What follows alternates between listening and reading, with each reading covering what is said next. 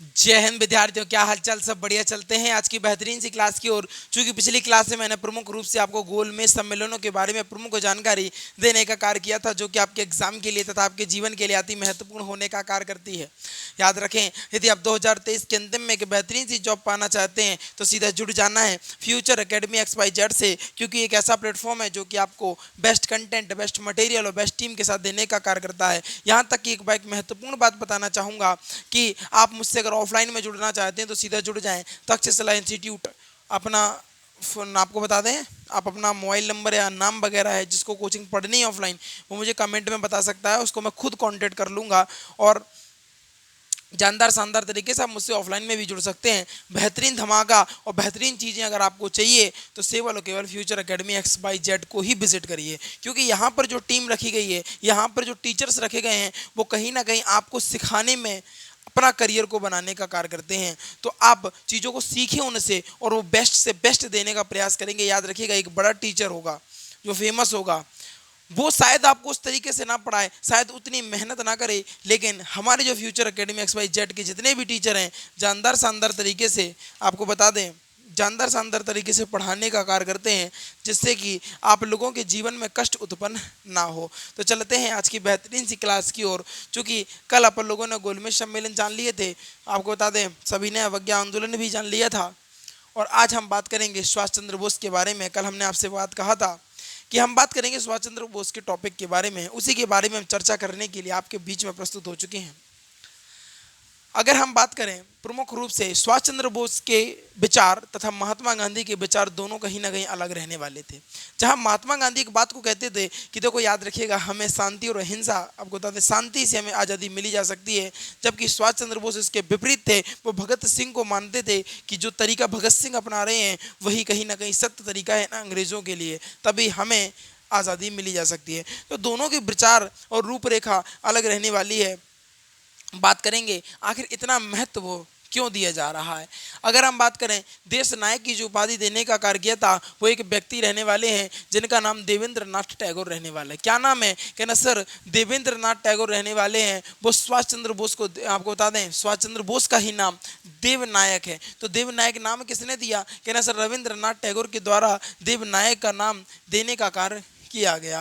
इसके अलावा आपको बता दें प्रमुख चर्चा यहाँ क्यों चल रही है। अगर हम बात करें 1939 से लेकर 1945 में द्वितीय विश्व युद्ध की बात हो रही थी, द्वितीय विश्व युद्ध की बात हो रही थी। कहीं ना कहीं चीजें दोनों विपरीत अवस्थाओं से थी। एक व्यक्ति की वजह से द्वितीय विश्व युद्ध हो गया, जिसका नाम हिटलर के नाम से हम जिसको जानते हैं। अगर हिटलर ना होता तो द्वितीय विश्व युद्ध ना होता। ये सत्यता मैं आपको बताने का कार्य करता हूँ। तो एग्जामिनर द्वितीय विश्व युद्ध की बात करें तो कहना सर 1339 से लेके 1939 से लेके 1945 द्वितीय विश्व रहने का कार्य किया गया है। कहना सर इतना लंबा पीरियड क्यों चलता है ये द्वितीय विश्व युद्ध? भाई एक दिन में युद्ध खत्म नहीं होते हैं क्या सर? यानी डेली चलता रहा। देखो याद रखिएगा, जब भी ऐसी समय आ जाए कि यहाँ से लेके यहाँ तक का, तो याद रखिएगा उस जो जहाँ पर ये युद्ध हो रहा है, थोड़ी सी जो दोनों शासकों के बीच में दूरियाँ ज़्यादा हैं। जैसे कि मान लो हम हैं और हम यहाँ पर रह रहे हैं, मान लीजिए हम झांसी में बिलोंग करते हैं, झांसी में रह रहे हैं। अब झांसी में हैं, हम शासन झांसी से करते हैं, लेकिन युद्ध हमारे द्वारा लड़ाए गए व्यक्ति हैं वो कानपुर में मान लीजिए युद्ध कर रहे हैं। अब पहले फ़ोन तो हुआ नहीं करता था कि भाई वो मुझको मैसेज करके कह दें कि भैया युद्ध विराम हो गया, या मान लीजिए हम दोनों राजाओं में समझौता हो गया। मान लीजिए एक लखनऊ की राजा हैं, हम झांसी के, झांसी की राजा तो नहीं कह सकते, मतलब जस्ट मान लीजिए आप इस बात को। और दोनों के जो लोग हैं वो कहीं ना कहीं लड़ने का कार्य कहाँ पे कर रहे हैं? कहना सर कानपुर में मान लीजिए लड़ने का। एक एग्जाम्पल के तौर पे मैं समझाने का प्रयास कर रहा हूँ आपको।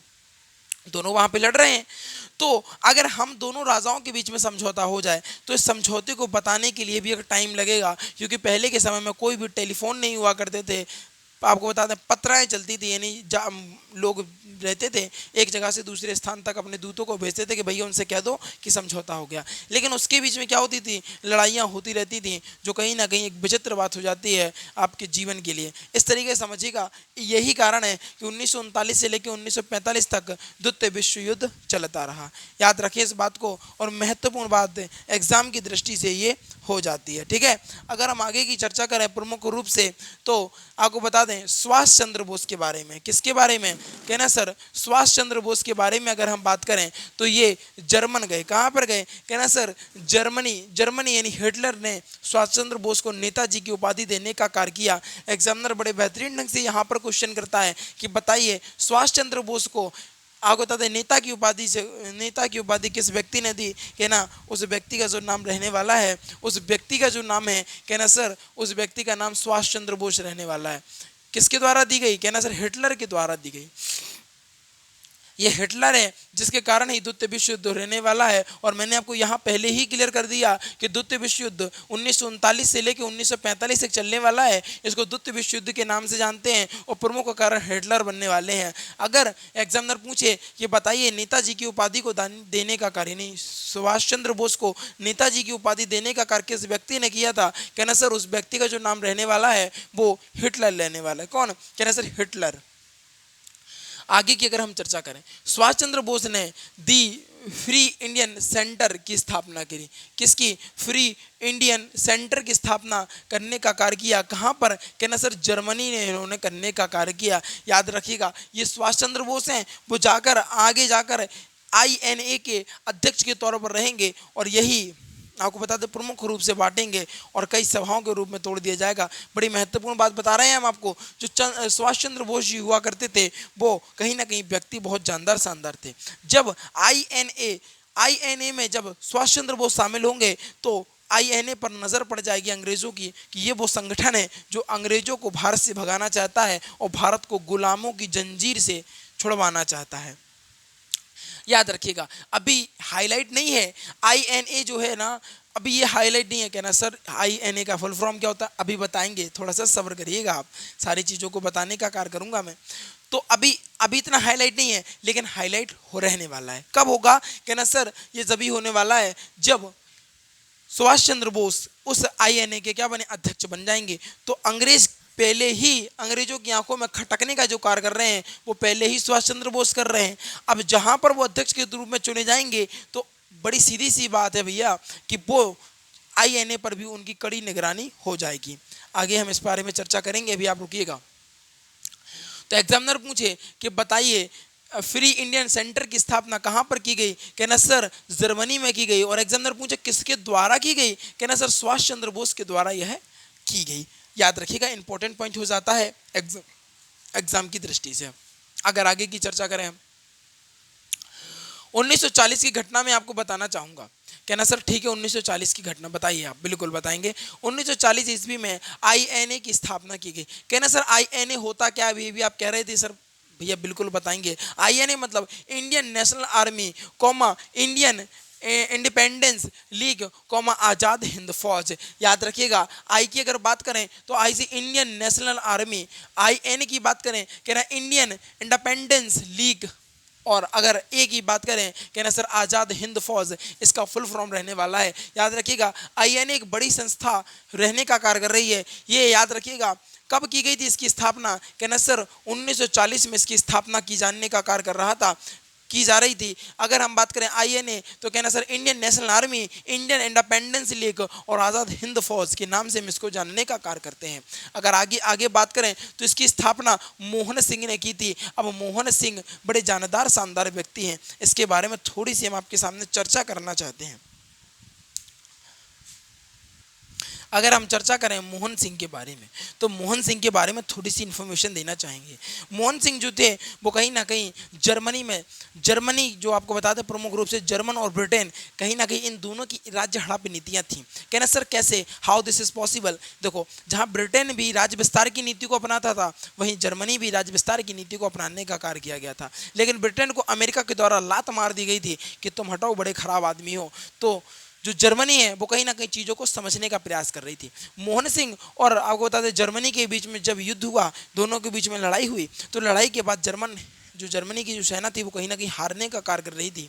तो जर्मन की सेना ने एक बड़ी बेहतरीन सी बात की थी मोहन सिंह से कहा गया कि आप हमारे दुश्मन क्यों बने हैं? आप अंग्रेजों के दुश्मन बनिए जिसने आपके देश को गुलाम बनाकर रखा है और आप लोगों को गुलाम बनाकर रखा है। मोहन सिंह कह रहे हैं भाई बंदे की बात में दम तो है, यानी पॉइंट वाली बात तो कर दी उसने। यानी पॉइंट वाली बात तो है, ये तो बात सही है। कहना सर पॉइंट वाली बात, हाँ भैया। कहना सर पॉइंट वाली बात तो, ये तो बात समझ में आ रही है, बात तो सही कह रहे हैं आप। देखो एक बात महत्वपूर्ण बताना चाहेंगे, बड़ी बड़ी प्यारी सी बात बताएंगे हम आपको, याद रखिएगा इस बात को, कि जो मोहन सिंह है ना, वो मोहन सिंह बड़े जानदार शानदार व्यक्तियों में से एक हैं। मोहन सिंह जहां पर जर्मन लोगों उनको कह रहे हैं कि आप हमारे दुश्मन क्यों बने हैं, हमारे पीछे क्यों पड़े हैं, आप भारत जाइए, आपका खुद का देश है, अंग्रेजों के गुलाम बना हुआ है और आप यहाँ पर जर्मन में लगे हुए हैं।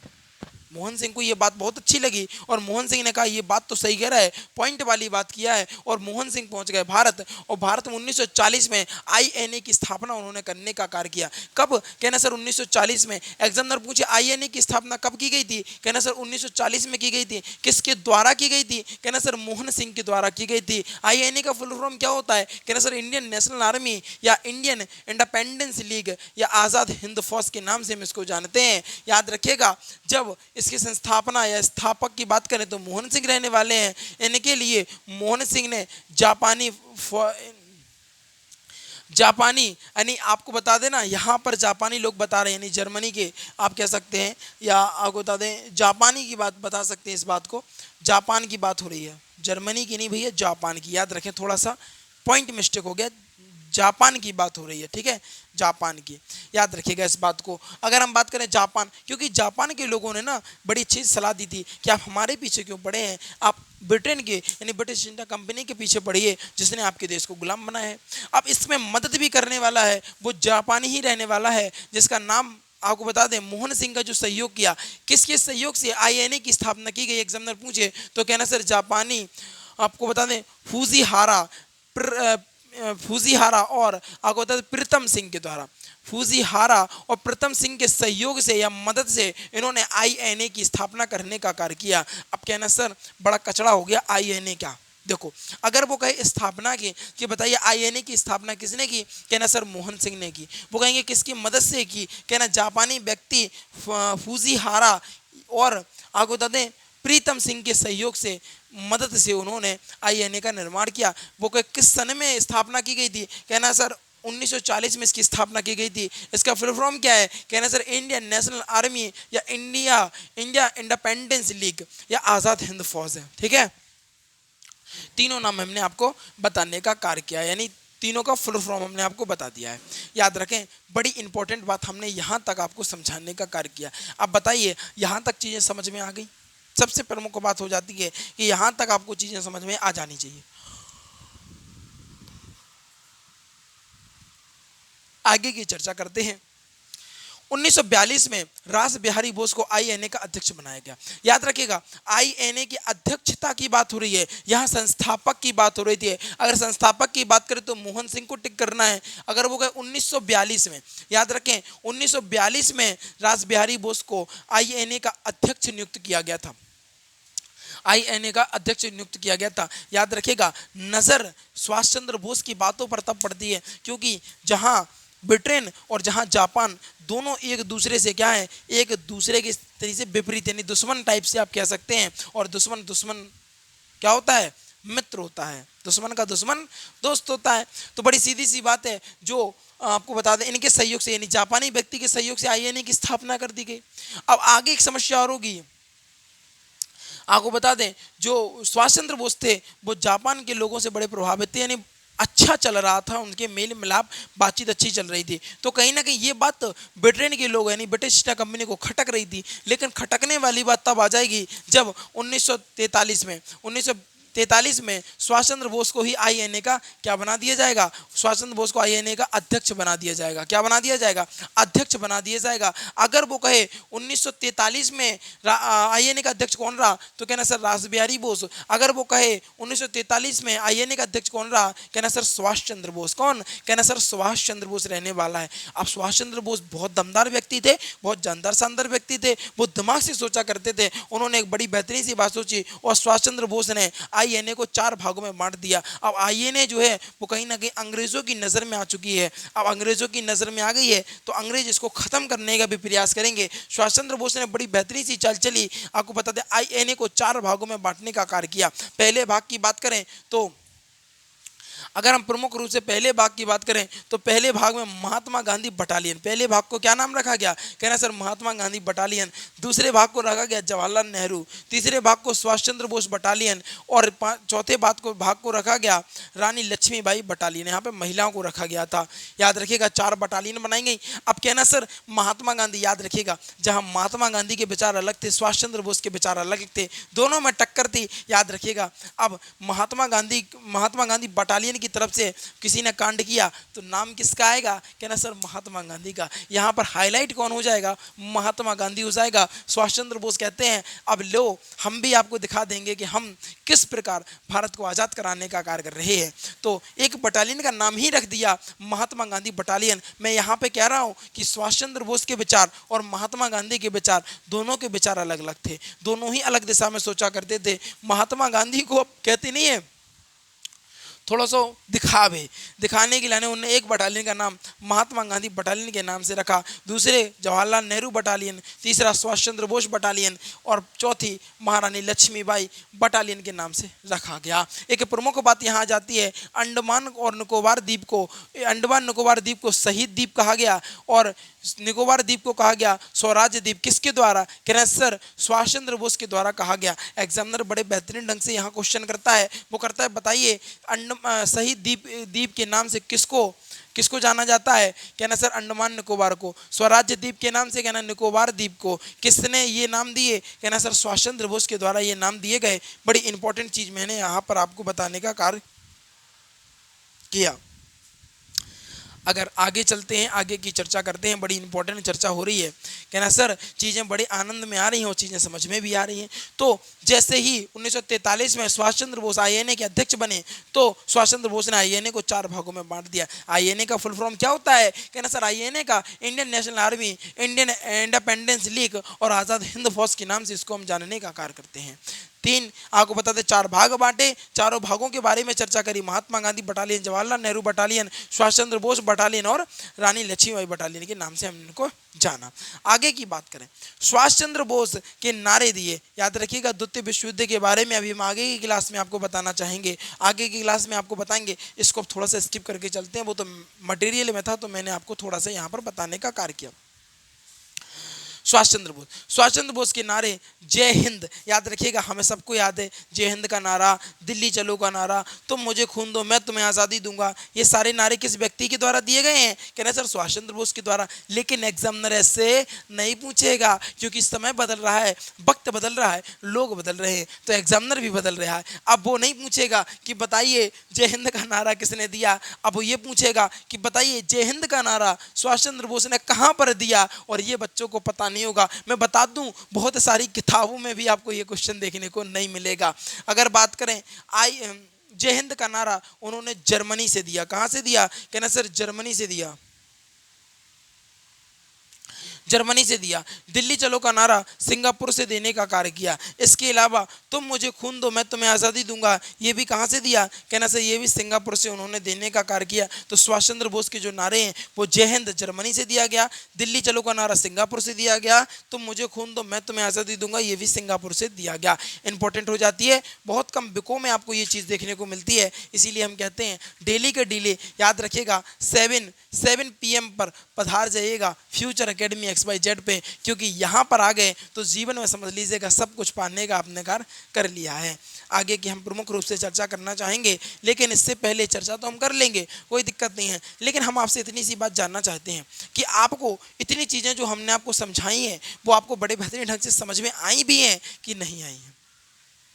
क्योंकि मैटर ये करता है कि जब मैं आपको चीज़ों को समझा रहा हूँ तो आपको चीज़ों को दिमाग में आनी चाहिए और चीज़ों को सेव हो जाना चाहिए। ये बात थोड़ी सी हाईलाइट रखिएगा आप। आगे की बात करते हैं 1945 की। 1945 यानी 1945 में INA पर मुकदमा हुआ, INA पर मुकदमा हो गया, कोई दिक्कत नहीं है। आपको बता दें दिल्ली के लाल किले में INA के अधिकारियों को गिरफ्तार कर लिया गया या फिर रोक लिया गया या फिर नज़रबंद कर लिया गया। INA के अधिकारियों को, अधिकारी कौन कौन से थे प्रमुख रूप से आपको बता दें, गुरुबख्श सिंह पहले, दूसरे PK सहगल और तीसरे जो व्यक्ति रहने वाले हैं उनका नाम है आपको बता दें शहनवाज खां। कौन, बाज खान इस व्यक्ति का नाम रहने वाला है। ये 3 आपको बता दें आईएनए के अधिकारी रहने वाले हैं। अध्यक्ष सुभाष चंद्र बोस रहने वाले, कब? कहना सर 1943 में, याद रखें। आईएनए का आपको बता दें उस समय पर वकील यानी वकालत कौन लड़ रहा था यानी भारत की तरफ से, तो उसका नाम था भूला भाई देसाई। क्या नाम था? भूला भाई देसाई, भूला भाई देसाई इनका नाम रहने वाला है। याद रखिएगा, नाम भले भूला भाई देसाई है लेकिन ये भूलते नहीं थे, दिमाग के बहुत तेज थे। ये आपको बता दें यूपीएससी में क्वेश्चन किया गया। कहाँ पर? यूपीएससी में क्वेश्चन आया था। यूपीएससी का क्वेश्चन है भैया कि बताइए आईएनए के जो मुकदमा लड़ने का जो कार्य कर रहा था भारत की तरफ से, उस वकील का क्या नाम था? कहना सर भूला भाई देसाई रहने वाला है। बहुत जानदार शानदार वकील हुआ करते थे। नाम देख रहे हैं, भूला भाई देसाई, लेकिन भूलते नहीं थे। ये यूपीएससी का क्वेश्चन है, हर किताब में आपको देखने को नहीं मिलेगा। इसीलिए कहते हैं कि पढ़ लो आज है समय, फ्यूचर एकेडमी के साथ जुड़ जाओ, जीवन आनंद में ना कट जाए तो कह दीजिएगा, क्योंकि जॉब लग जाएगी तो आनंद में तो कटेगा ही। 1946 की बात करें, 1946 में RIN, क्या ना, अब ये क्या है सर? RIN का मतलब है royal Indian navy. Royal Indian navy की बात करें, रॉयल इंडियन नेवी ने भी इसका विरोध किया और वल्लभ भाई पटेल के द्वारा, वल्लभ भाई पटेल, मोहम्मद अली जिन्ना ने भी इसमें मदद करने का कार्य किया। अगर बात करें 1946 में, तो रॉयल इंडियन नेवी की स्थापना करी गई। इसमें भी सहयोग दिया गया कि भैया अंग्रेजों आप भागो, आपका समय समाप्त हुआ और अब हम राज्य करेंगे भारतीय लोग। तो ये चीज़ें हैं, अपनी अपनी विचारधारा हैं, ठीक है। याद रखें, रॉयल इंडियन नेवी की स्थापना 1946 में की गई थी। किसकी मदद से? कहना सर देखो सर वल्लभ भाई पटेल ने भी मदद करी, आपको बता दें मोहम्मद अली जिन्ना के ने भी मदद करने का कार्य किया और बढ़िया जानदार शानदार तरीके से आपको बता दें रॉयल इंडियन नेवी की स्थापना कर दी गई। तो रॉयल इंडियन नेवी की स्थापना 1946। आ गई बात समझ में? चीज़ें बढ़िया लग रही है ना, आनंद आ रहा होगा, मुझे इस बात का भरोसा है आप लोगों के ऊपर, ठीक है ना। वो चीज़ें नहीं आया करें ना तो आप मुझसे कमेंट में पूछ सकते हैं, मैं कमेंट में भी बढ़िया तरीके से बताऊंगा। और चीज़ें थोड़ी सी बड़ी हुई तो अगली क्लास में कवर कर लेंगे अपन लोग, कोई चिंता वाली बात थोड़ी ना है। बस एक बार जुड़ के देखो, 7 PM पर प्रस्तुत हो जाइएगा। कहना नहीं सर सारे काम छोड़ देंगे, फ्यूचर एकेडमी XYZ से जुड़ जाएंगे, इस बात की गारंटी हम देते हैं। बड़ी अच्छी बात है, अगर आप गारंटी दे रहे हैं तो बढ़िया बात है। अब करते हैं एक बार जानदार शानदार सा रिवीजन, क्योंकि आपने देखा होगा कि सर जब भी क्लास एंड को करते हैं तो एक बार रिवीजन जरूर करते हैं। तो भाई चलते हैं एक बार रिवीजन की ओर। सुभाष चंद्र बोस की बात करें तो उनको देश नायक के नाम से रविन्द्रनाथ टैगोर द्वारा पुकारा गया या नवाजा गया।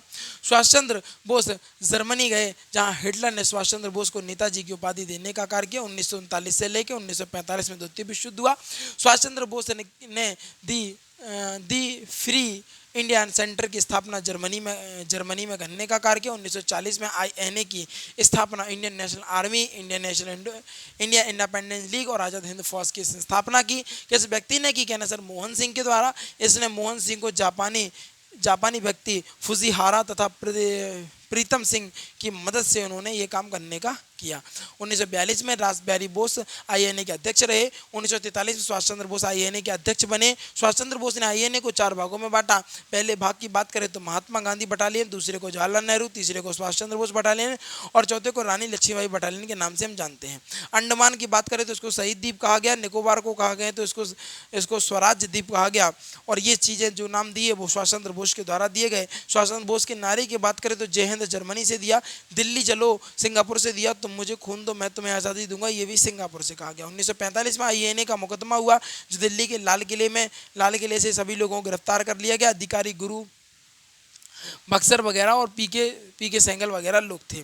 अगर बात करें INA का, उस समय का वकील भूला भाई देसाई रहने वाले हैं। 1946 में आपको बता दें RIN रॉयल इंडियन नेवी ने भी विद्रोह हुआ और वल्लभ भाई पटेल मोहम्मद अली जिन्ना की मदद से आपको बता दें रॉयल इंडियन नेवी की स्थापना की दी गई। ये सारी चीज़ें थी। और चीज़ें अगर आपको बढ़िया लगी, चीज़ें जानदार शानदार लगी तो भैया लाइक शेयर सब्सक्राइब से नहीं रुकना चाहिए, क्योंकि मन उदास हो जाता है जब आप चैनल को सपोर्ट नहीं करते। हम तो पूरी मेहनत से पढ़ा रहे हैं ना, ये गला है ना बच जाता है, सत्यता बता रहे हैं। ये जीभ है ना जब बोलते हैं तो पलटने लगती है, केवल और केवल आप लोगों के लिए कि नहीं, क्योंकि क्या है ना ये पर्सनल यूज़ के लिए होता है। गला कैसा होता है? पर्सनल यूज़ के लिए, लेकिन इसको ना कॉमर्शियल यूज़ का बना डाला। क्या बना दिया? कॉमर्शियल यूज़ कर देते हैं हम इसको, बिल्कुल धाकड़ तरीके से। ये सारी चीज़ें बढ़िया चीज़ें इंपॉर्टेंट है, ठीक है।